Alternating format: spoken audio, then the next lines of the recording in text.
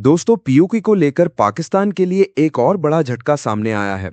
पाकिस्तान की आर्मी जो इतने दिनों से प्रोटेस्ट्स और इलेक्शंस को कंट्रोल करने की कोशिश कर रही थी, अब प्रोटेस्टर्स के प्रेशर में पीछे हटने पर मजबूर होती नजर आ रही है। और इसी वजह से पीओके के लोग इसे अपनी पहली बड़ी विक्ट्री के तौर पर देख रहे हैं। लेकिन सवाल यह है कि आखिर पाकिस्तान को झुकना क्यों पड़ा? क्या पीओके में सिचुएशन वाकई इतनी सीरियस हो चुकी है कि पाकिस्तान की आर्मी भी इसे कंट्रोल नहीं कर पा रही? और सबसे बड़ा सवाल, अगर ये मूवमेंट इसी तरह आगे बढ़ता रहा तो क्या पाकिस्तान के लिए पीओके को कंट्रोल में रखना मुश्किल हो जाएगा? चलिए पूरा गेम समझते हैं।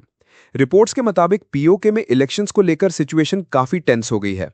पाकिस्तान की अथॉरिटीज ने लॉ एंड ऑर्डर का रीजन देते हुए कई कॉन्स्टिट्यूएंसीज में वोटिंग को रोकने या पोस्टपोन करने की बात कही है। यानी जिस इलेक्शन को पाकिस्तान किसी भी तरह कंडक्ट करवाना चाहता था, वही इलेक्शन अब अनसर्टेनिटी में चला गया है। और यहीं से पीओके प्रोटेस्टर्स को एक साइकोलॉजिकल विक्ट्री मिलती है, क्योंकि उनका प्रेशर सिर्फ रोड्स पर नहीं था। इस प्रेशर का इंपैक्ट डायरेक्टली पाकिस्तान के एडमिनिस्ट्रेटिव सिस्टम पर दिखने लगा। अब जरा बॉर्डर की सिचुएशन देखिए। पाकिस्तान और पीओके के बीच बॉर्डर पर ट्रक्स की लंबी क्यूज की रिपोर्ट सामने आई हैं। इन ट्रक्स में फूड और एसेंशियल सप्लाईज लोडेड होने की बात कही गई, जो काफी समय से बॉर्डर पर अटके हुए थे। प्रोटेस्टर्स का एलिगेशन रहा कि सप्लाई रूट्स को प्रेशर बनाने के लिए यूज किया गया। आइडिया सिंपल था, अगर लोगों तक फूड और एसेंशियल सप्लाईज पहुंचना मुश्किल कर दिया जाए तो प्रोटेस्ट्स ऑटोमेटिकली वीक पड़ जाएंगे। लेकिन यहां पाकिस्तान की कैलकुलेशन उलट पड़ती नजर आई। लोग पीछे हटने के बजाय और एग्रेसिवली प्रोटेस्ट करते रहे। यानी प्रेशर जितना बढ़ाया गया, रेजिस्टेंस भी उतना ही स्ट्रॉन्ग होता गया। और यही पाकिस्तान के लिए सबसे डेंजरस सिग्नल है। अब इलेक्शन के बेसिक स्ट्रक्चर को समझिए। पीओके में लेजिस्लेटिव असेंबली इलेक्शंस होते हैं, और पाकिस्तान का एडमिनिस्ट्रेटिव और पॉलिटिकल इन्फ्लुएंस वहां हिस्टोरिकली एक मेजर इशू रहा है। प्रोटेस्टर्स की डिमांड है कि उन्हें अपने रिप्रेजेंटेटिव्स चूज करने का जेन्युइन डेमोक्रेटिक राइट मिलना चाहिए। उनका आर्ग्यूमेंट है कि इस्लामाबाद से इन्फ्लुएंस कम होना चाहिए और लोकल पॉपुलेशन को अपनी लीडरशिप चूज करने का ग्रेटर कंट्रोल मिलना चाहिए। और यही डिमांड पाकिस्तान के लिए पॉलिटिकली सेंसिटिव है, क्योंकि अगर लोकल पॉपुलेशन का पॉलिटिकल कंट्रोल जेन्युइनली स्ट्रांग होता है तो इस्लामाबाद के इन्फ्लुएंस पर डायरेक्ट क्वेश्चन मार्क लग सकता है। पाकिस्तान के लिए पीओके सिर्फ एक पॉलिटिकल इशू नहीं है, ये एक स्ट्रैटेजिक लोकेशन भी है। पीओके की ज्योग्राफी पाकिस्तान के लिए एक्सट्रीमली इंपॉर्टेंट है, स्पेशली इंडिया के नॉर्दर्न बॉर्डर्स के कॉन्टेक्स्ट में। इसी वजह से इस्लामाबाद के लिए इस रीजन पर अपना इन्फ्लुएंस मेंटेन करना स्ट्रैटेजिक प्रायोरिटी रहा है। लेकिन प्रॉब्लम यह है कि पीओके के अंदर डिससेटिस्फैक्शन अगर पॉलिटिकल मूवमेंट में कन्वर्ट होता गया तो पाकिस्तान के लिए सिचुएशन कॉम्प्लिकेटेड होती जाएगी। और अब सबसे interesting point, Pakistan internationally PoK को आज़ाद जम्मू एंड कश्मीर के नाम से रेफर करता है।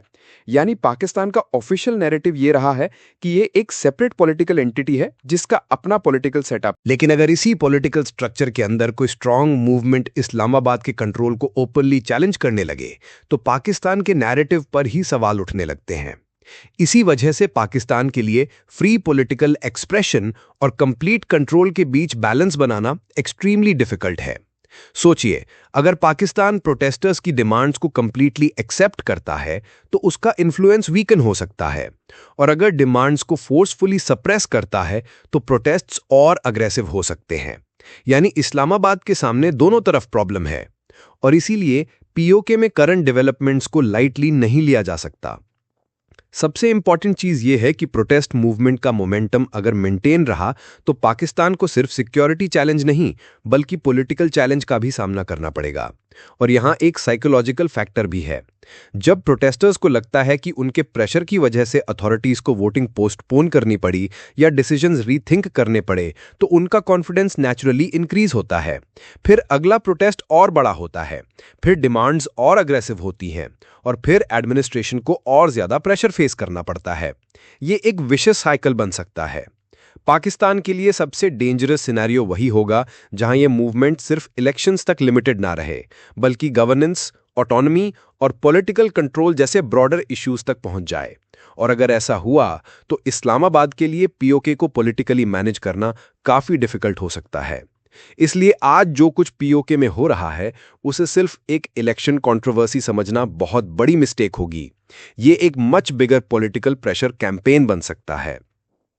पाकिस्तान की आर्मी के सामने अब चैलेंज सिर्फ प्रोटेस्टर्स को कंट्रोल करना नहीं है। चैलेंज ये है कि पीओके के लोगों का ट्रस्ट कैसे वापस जीता जाए, क्योंकि फोर्स से रोड्स को कंट्रोल किया जा सकता है, मीडिया कवरेज को रिस्ट्रिक्ट किया जा सकता है, पॉलिटिकल प्रोसेस को डिले किया जा सकता है। लेकिन अगर पब्लिक का एंगर डीप हो गया तो उसे सिर्फ फोर्स के थ्रू परमानेंटली कंट्रोल करना एक्सट्रीमली डिफिकल्ट होता है। और इसी वजह से पीओके की करंट सिचुएशन पाकिस्तान के लिए एक सीरियस वार्निंग साइन है। आने वाले दिनों में अगर प्रोटेस्ट्स और इंटेंसिफाई होते हैं, पॉलिटिकल डिमांड्स एक्सपैंड होती हैं और इस्लामाबाद को बार बार कंसेशंस देने पड़ते हैं, तो ये पाकिस्तान के लिए एक मेजर स्ट्रेटेजिक हेडेक बन सकता है। अब देखना यह है कि पाकिस्तान इस प्रेशर को कैसे हैंडल करता है। क्या इस्लामाबाद प्रोटेस्टर्स को कंसेशंस देगा? क्या इलेक्शंस को दोबारा शेड्यूल किया जाएगा? या फिर पाकिस्तान की आर्मी एक बार फिर हार्डलाइन अप्रोच लेकर मूवमेंट को सप्रेस करने की कोशिश करेगी? फिलहाल एक बात क्लियर है, पीओके का इशू अब सिर्फ लोकल प्रोटेस्ट नहीं रहा। ये पाकिस्तान के पॉलिटिकल कंट्रोल, स्ट्रेटेजिक इंटरेस्ट्स और रीजनल स्टेबिलिटी से डायरेक्टली कनेक्ट होता जा रहा है। और अगर ये मूवमेंट इसी स्पीड से ग्रो करता रहा तो पाकिस्तान के लिए आने वाले दिन बिल्कुल ईजी नहीं होने वाले। इस स्टोरी पर आने वाली हर मेजर अपडेट हम आप तक लेकर आएंगे। वीडियो पसंद आए तो लाइक करें, शेयर करें और हिंदी खबर शो को सब्सक्राइब करना बिल्कुल मत भूलिए।